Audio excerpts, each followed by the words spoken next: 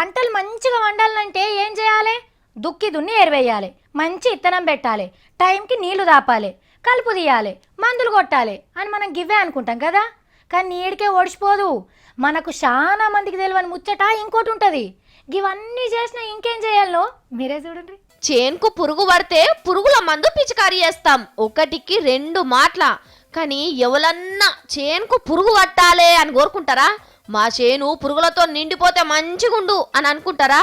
మీరు నమ్మరు కావచ్చు కానీ మన ఉద్యానవన శాఖ ఆఫీసర్లు అంటే పువ్వులు పండ్ల చెట్లు జాదేటోళ్ళు చేన్లు చెగొట్టే పని మీద ఉన్నారు. ఇగో అదేంద్రో అని పరేషాన్ కాకుర్రి. మన తాన చెట్లకు పూతుంటాందట గాని కాతుంటలేదట. కాత మంచుకుంటేనే కదా రైతులకు 4 పైసలు మిగిలేది. పూత నుంచి కాతొస్తందుకు పురుగులను చేస్తారట. అంటే టమాటానో పొద్దు తిరుగుడో ఏదో ఓ పువ్వు మీద పురుగు వాలి ఇంకో పువ్వు మీదికి పోతేనే పూత కాతకొస్తది. ప్రకృతి కార్యం నెరవేర్చే పనిలా పురుగులదే ముఖ్యమైన పని అన్నట్టు. హాగో అందుకోసం పురుగులను పెంచబోతుర్రు.